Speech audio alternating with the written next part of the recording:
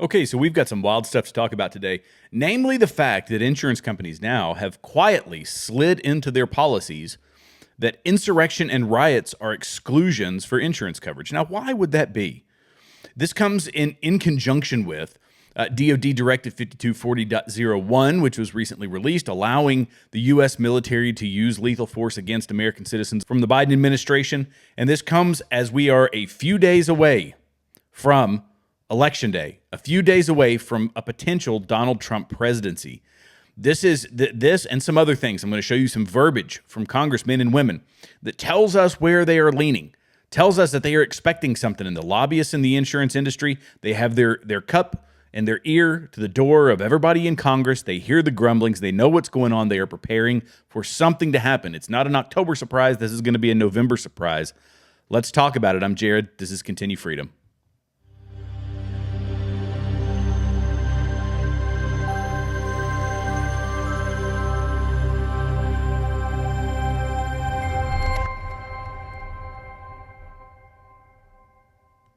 Okay, and welcome back to Continue Freedom. If this is your first time here, welcome aboard. If you're a returning guest, I want to thank you so much for coming back. I truly, truly appreciate it. Quick announcement. On election night, we are going to, so keep your eye out on social media. That's why it's important to hit the notification bell. But we are going to have a simulcast between me, my Continue Freedom podcast.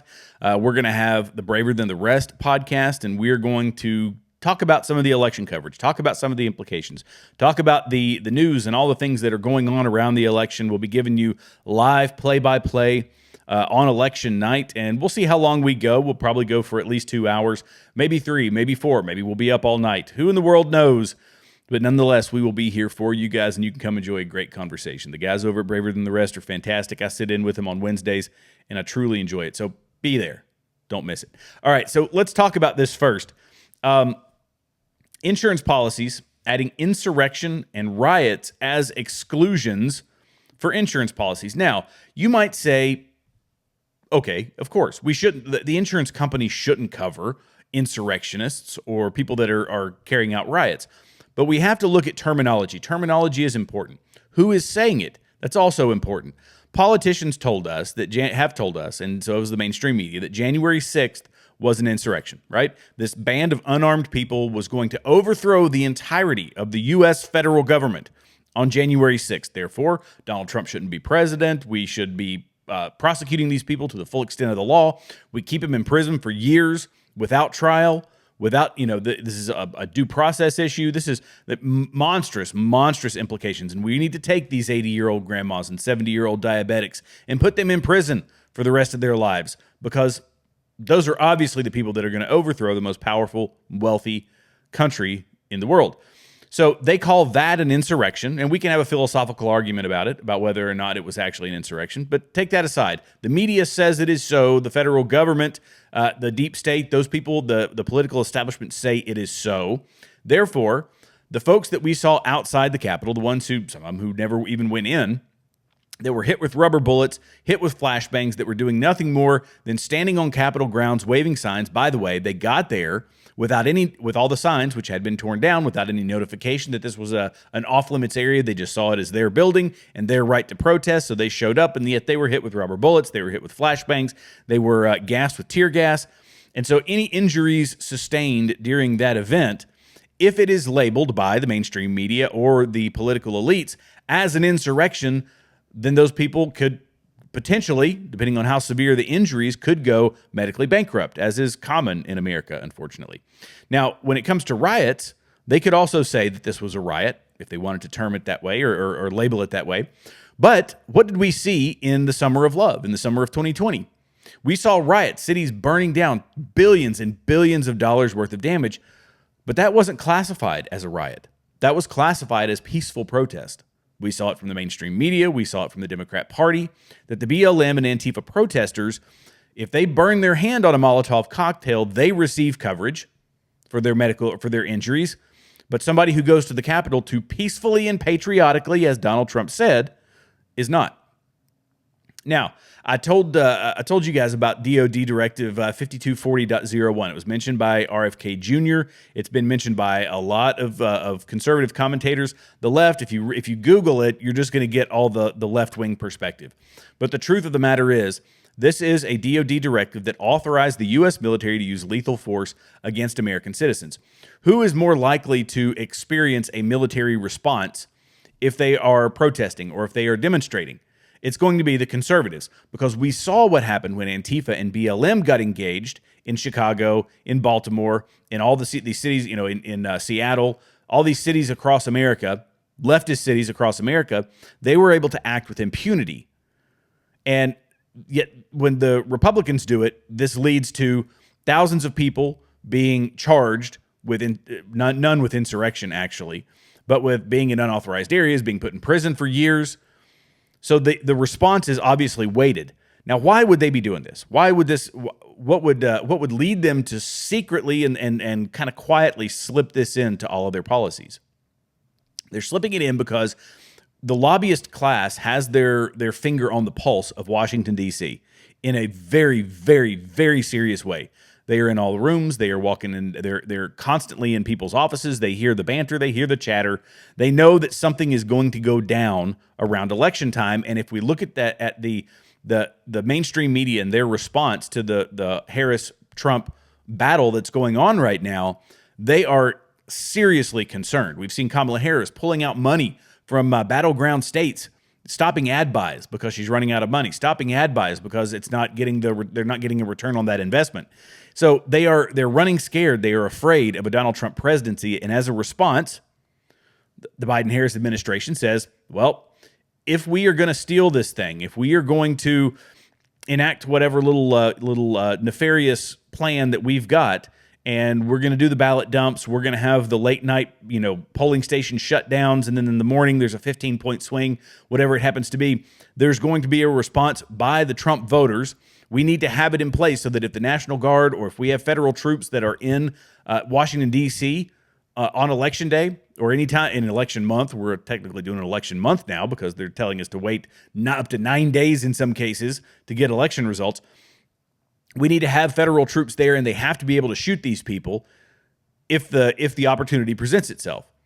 And so this is setting the stage for what they believe is going to happen. Now, if it this is might sound like a kind of a crazy scenario, but politicians are even open about talking about this stuff. They're open about what they plan to do on Election Day. Jamie Raskin, this video has made its way around the internet. Jamie Raskin isn't afraid to say exactly what they're planning to do or what might happen when it comes time to certify the 2024 election. Listen to Jamie Raskin, straight from his mouth. What can be put into the Constitution can slip away from you very quickly. And the greatest example going on right now before our very eyes is Section 3 of the 14th Amendment, which they're just disappearing with a magic wand, as if it doesn't exist, even though it could not be clearer what it's stating. And so, they want to kick it to Congress. So it's going to be up to us on January 6, 2025, to tell the rampaging Trump mobs that he's disqualified. And then we need bodyguards for everybody and Civil War conditions Okay. So he's saying that on January 6th, when we say, nope, Section 3 of the 14th Amendment, which, by the way, is the insurrection clause. It says that you can't be elected to government office if you've ever taken part in an insurrection. They're going to bring back up this insurrection nonsense, which Trump has never been charged with. None of the January 6th people have ever been charged with. Insurrection is that's their message, but that's not the reality of the situation. They know that a band of people, several thousand people, however many it was, I think 1,500 some odd people have been charged with crimes, but none of them have been charged with insurrection. So it is not an insurrection, but they've told people it's an insurrection. People don't do the deep dive research like we do. So here we are.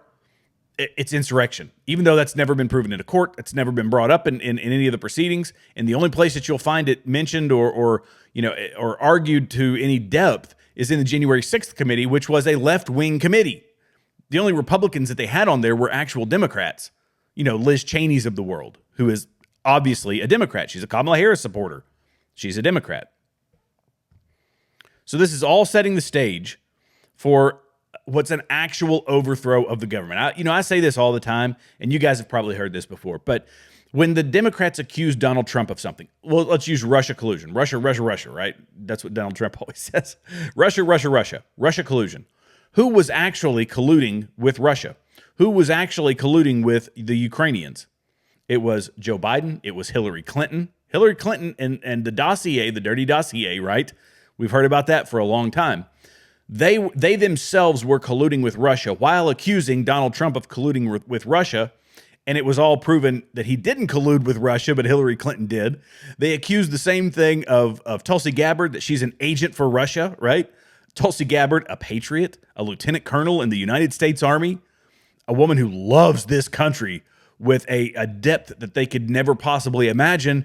They accuse her of being an agent of Russia, and yet it was Hillary Clinton, the person doing the accusing. And that's one example. We could sit here for an hour and I could give you dozens of them. But when they accuse Donald Trump of something, stop and look around. See which one of them is planning to do it, willing to do it, or is doing it at the time that they made the accusation. And 100% of the time, you will see them doing what they are accusing Donald Trump of.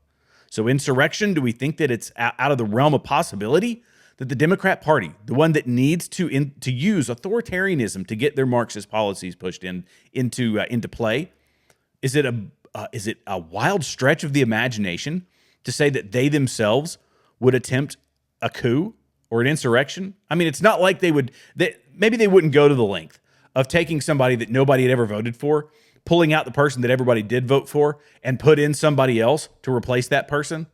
I mean, maybe they would do that. I don't. That's how they got their presidential candidate. That's how you got a Kamala Harris running for the Democrat Party. Everybody voted for Joe Biden. Whether you think he's fit or not, doesn't matter. You voted for him. He's the guy who was supposed to be running. They do a coup on the Democrat Party and say, Joe Biden, you're out. Staffer, release this letter, this resignation letter. And then Joe Biden can't walk it back because he can't look like he doesn't have control over his own party. And they say, we're putting Kamala in instead. Is it far-fetched to think that they would do that to maintain power in the White House? No, it's not. And to what lengths do we think they will go? Well, election interference, you can believe what you want about 2020. I've seen a lot of the data. I've seen a lot of the stuff that didn't have standing, even though the evidence was there. These leftist judges say, nope, doesn't have standing here. Doesn't have standing. We're not even going to see it. So by just denying to see the evidence from the 2020 election in general, now the Democrat Party can come back and say, there was no election interference. Nothing was ever proven. Well, yeah, because it never saw its day in court. They said there wasn't standing. And it's all because of, lawyers make a bad argument. Think about mifepristone, right? And I won't say that it was a bad argument, but they can go either way if they say that you don't have standing. Mifepristone, which is an abortion drug, being shipped, the FDA skipped out on a lot of the safety standards that normally accompany something like that. And the Supreme Court said you don't have standing, so it's going to have to come back and get refought by different states. Different people are going to have to argue it different ways to meet that legal standard. Just because they do that doesn't mean that it's not the right thing. Mifepristone has one purpose and one purpose alone, and that is to kill babies in a mother's womb.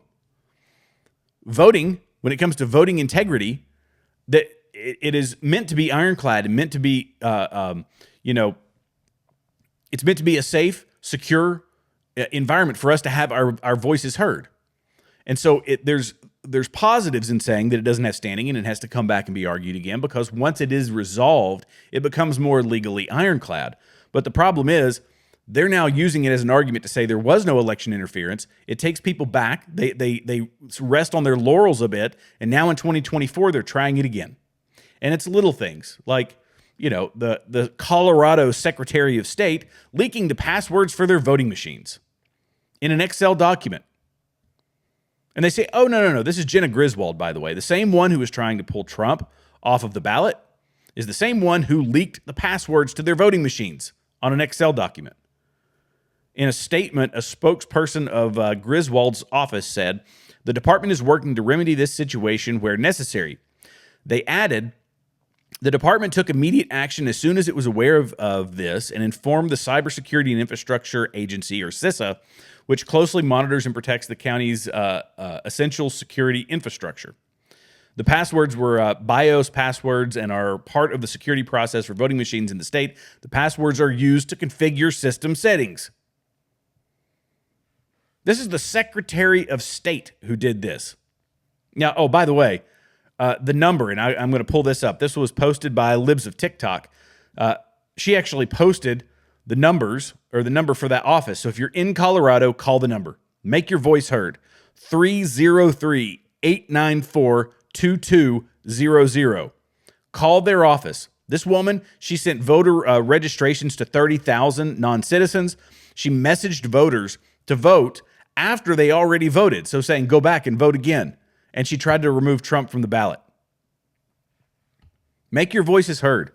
These are the people that we have to weed out of the system. They have to be so undesirable to the political machine that they have to get somebody else and keep them churning around, because the more turnover there is in people like this, the better off we are, especially with these corrupt ones. And they said Griswold told the outlet, to be very clear, we do not see this as a full security threat to the state. It's a security threat. We don't know what access people were able to get before this was realized. What were they able to do to those voting systems? And of course, we saw, Laura Trump, and I posted this, I sent this to the guys at Braver Than the Rest. We were talking about it the other day. That there was, here it was. So Elon Musk, I think, is the one that posted this. Let me pull this up. Oh, yeah, here we go. This is absolutely wild. Tara Bull posted it, and it was posted by Matthew DePerno. So basically, this was qualified voter rolls or voter file, the QVF, of voters actually cast as of yesterday. Identifies 114,545 Michigan voters who have cast 279,113 ballots from multiple addresses across the state. Let me say that again. 114,545 Michigan voters, according to their qualified voter file, they have cast in this election 279,113 ballots. That's almost doubling them up. Essentially saying that 114,000 people voted twice or had two votes counted. Now, Laura Trump came out and said, nope, we have identified the problem. This was a glitch. It's been solved. But how does a glitch like that happen in the first place? And this is the whack-a-mole that we are dealing with. And already in the 2024 election, the election month that they have put us in, is that we see 114,000 people voted twice. Okay, we fixed the problem. All right, how many other problems are out there? What's going on in Arizona? What's going on in Michigan? What's going on in Wisconsin? What's going on in North Carolina? What's going on in Georgia? All these places that have a history of voter issues, and we catch this one where they doubled up the votes by a glitch in the system. Maybe somebody in Pennsylvania also leaked the password to their voting system and, changed a couple things in the system configuration. We don't know, but this is the whack-a-mole that we play. They will stop at nothing to maintain power and control. And while we're sitting here, we're people like myself, I'm worried about the vote, I'm worried about the election. A lot of other people are worried about the election. We have got people like the governor of New Jersey. This was a fantastic interview done by what's his name? Oh, I just lost it. Kernan, I believe. Let me hang on. Here he is. This is Joe Kernan. Yep, from CNBC. This guy's kind of been on a roll lately. He's been going after people. In particular, he was talking about this unrealized gains tax that they were thinking about putting in place. Taxing people. They say over $100 million on unrealized gains, and it essentially means you have a house. Like for us, this is a tax that will make its way down to the middle class. But they start with the rich people and they say, as you've had an investment and it becomes worth more, whatever that change in the value of that investment, we need to take 25% of it. Well, that's eventually going to come to homeowners, and it will feed into the whole, the stuff I talk about all the time, which is you will own nothing and you will be happy. One day it will make its way down to the middle class because they're never going to ask for less money. They're always going to want more and more. Who can we tax and tax? Well, if the housing market has another boom, the $600,000 house that you bought is now worth $1.5 million. You fall into a new tax bracket according to them. They say, well, all that gain that you've made and the unrealized gain you've made in the value of your house, now we need 25% of that. The value is sitting in your house, but they're still going to want the money for it. And that will force people to sell their homes. Everybody becomes renters. It's a whole snowball effect. But it starts now with this unrealized gains. And this guy has been hitting it very hard with a lot of these politicians, but he was asking in this video a very simple question, which you will see.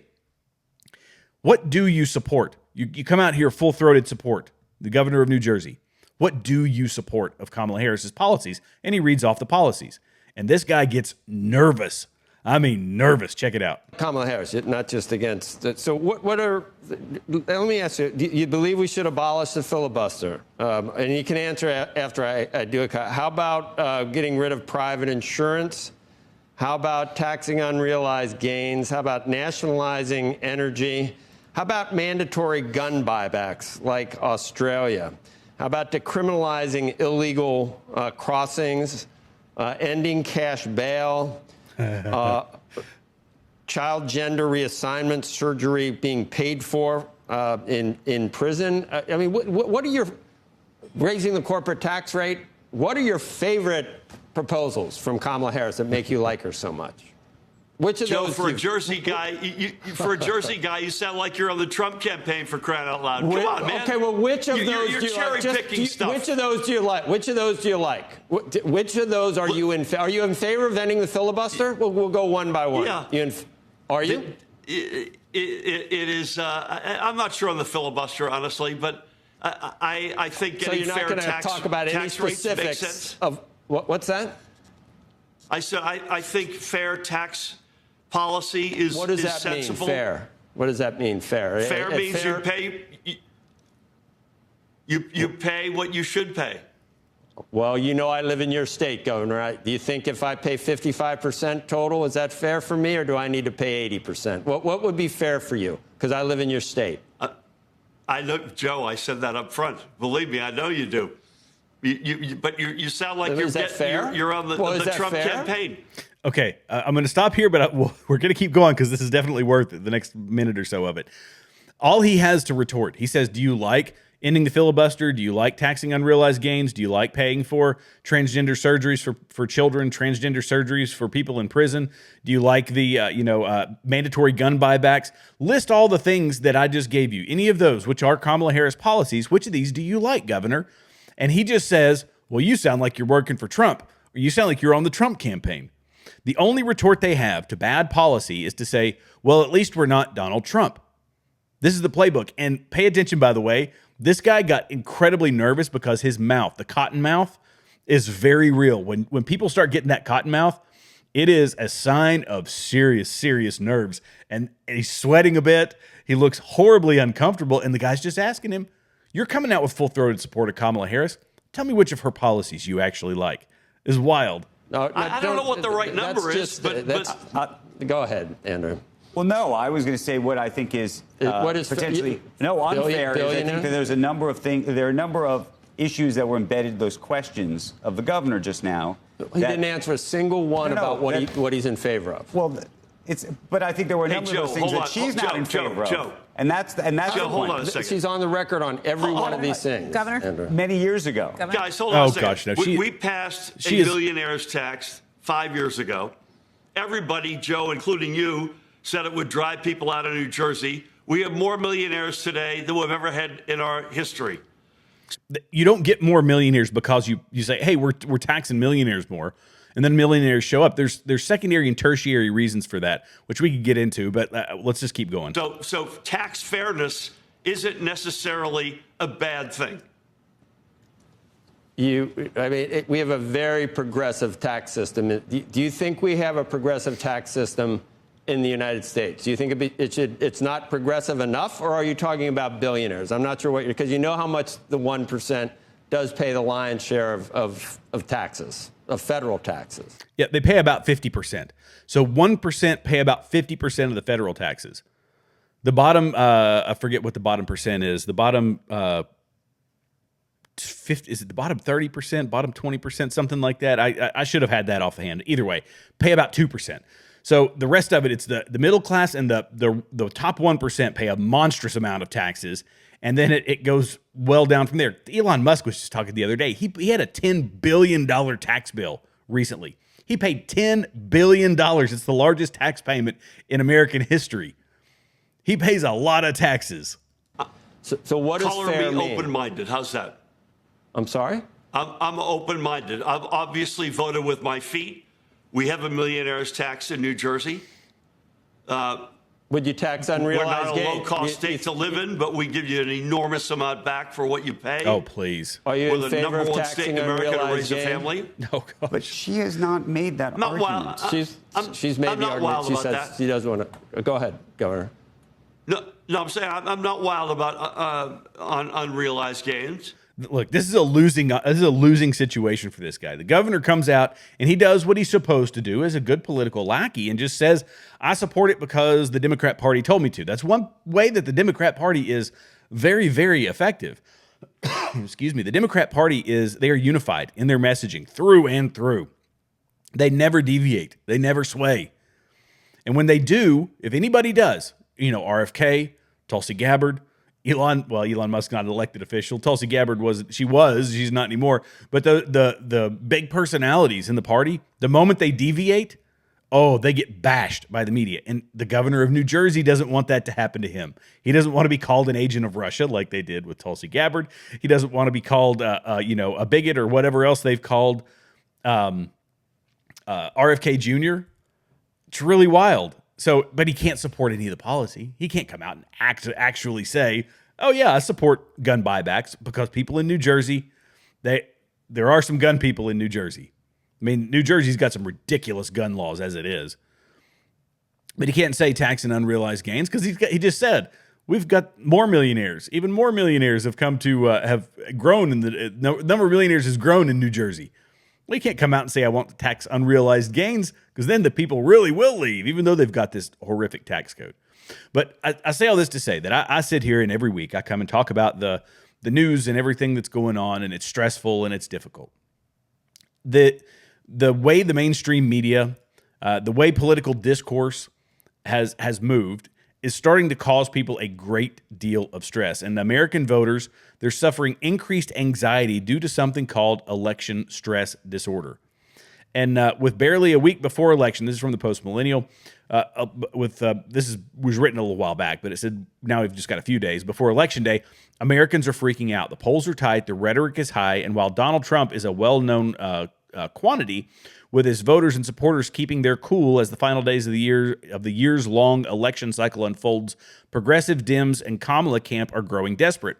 A report out from NPR shows that 53% of Americans are having such high anxiety over the election that they are avoiding even talking about it. I almost think that this is intentional, right? They know that Donald Trump isn't a fascist. They know that Donald Trump isn't going to tear up the Constitution. Some of them, the ones that are actually pulling the strings, don't believe he's going to do that. They're lackeys, and a lot of the people like Joe Scarborough and the folks in the mainstream media, kind of the empty facades, the empty shells that sit up and talk on the news. The people that get seven figures, they have car service, they fly private, and it is what they get to use, the corporate jets. The people that live in that insulated lifestyle, they believe it because they believe everything that their corporate overlords tell them. But us real people that actually have jobs, that are out here working day to day, we know that Donald Trump isn't going to overthrow the federal government, right? This rhetoric has just been amped up so much that it is stressing people out, that people start to believe, the ones that still listen to the mainstream media, they think that Donald Trump could be a threat to democracy. They think that he could be a fascist. They think they're choosing between fascism and freedom. And the people on the right, it's not a whole lot different. We think that if Kamala Harris, if the Democrats, the Marxists, are able to maintain power for another 4 years, that it will destroy our economy. There's legitimate concerns on, and I say this as a biased person, I guess, but on one side of the aisle, we have legitimate concerns. We have watched our freedoms dwindle. We have watched our economy dwindle. We have watched our, the safety and security of our neighborhoods and our cities dwindle under the Joe Biden administration, under 4 years of Democrat power and control. We know that 4 more years of that, especially if Kamala Harris, as she has told us, will get us 4 years of the exact same thing. It will not stop. It will not stop. It will continue until it buries us into the ground. And the rhetoric is meant to try to buy votes. They can't win votes on policy, right? So they're trying to convince people that Donald Trump is at the same level they are. when they accuse Donald Trump of something, as I said before, look around and see which one of the Democrats is actually doing that thing. They called Donald Trump a fascist. Who is going to have fascist policies? Well, Kamala Harris. When they say that Donald Trump is going to tear up our Constitution, who needs to tear up the Constitution in order to implement the policies that are at the core of their party? Well, that's Kamala Harris. They are accusing Donald Trump of the very things that they themselves are doing and have to do in order to institute all the things that they want to institute.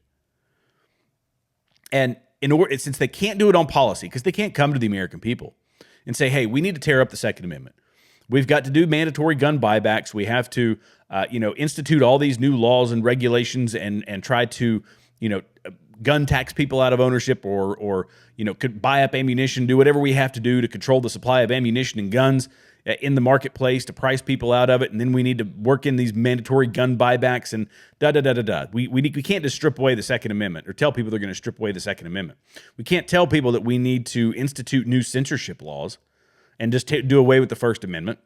No, but we need to say that that's what Donald Trump's going to do just so he doesn't get in office, and then we got 4 years to figure it out on our end. But it's stressing people out because the rhetoric won't stop. Donald Trump is outside the system. And because Donald Trump is outside the system, the system is having an antibody reaction to him.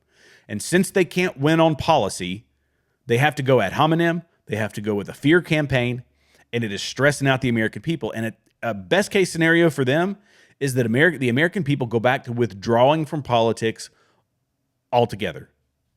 If we can get they say, if they can get American voters to just withdraw from politics altogether, we'll have a few, uneducated, uninformed voters, not uneducated, but uninformed voters making the decision. We can maintain power.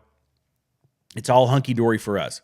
This rising of patriotic support from across the country, Trump supporters, unsuspecting Trump supporters, like people in Chicago who are coming out talking about Donald Trump, people in the inner city talking about Donald Trump. We can't have that. We have to crush these people. We have to crush their will, crush their spirits. And eventually, if we can just wear them out, they'll say, I just can't do anything about it. I can't handle the stress. They'll back out of politics. They'll go back to the mundane establishment, running up the debt, keeping a deficit spending on a rampage. War machine is humming along. Everything keeps going great for all the people who are bleeding our country dry. The lobbyist class, the military-industrial complex, the scientific and technological elites can keep bleeding our tax dollars in omnibus spending bills, driving us further and further into destruction. And that's ultimately what they want, because when the system collapses, they will be just fine. They'll be fine. And then we'll become subservient. We'll become renters. They can ultimately fulfill Klaus Schwab's big globalist plan. The Klaus Schwabs and the George Soroses of the world. Everybody's a renter. No, you will own nothing. You will be happy. We'll give you everything that you need. This is kind of where we're going. So I get it. It's stressful.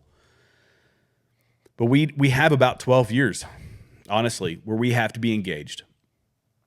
We have to be informed. We have to know what's going on around us. We have to be politically active. We have to right this ship. And there's 40 million Christians in this country who do not vote. And yet those 40 million Christians will be some of the first ones to tell you, oh my gosh, I can't believe the direction of our country. It's so sad. Why is our country doing this?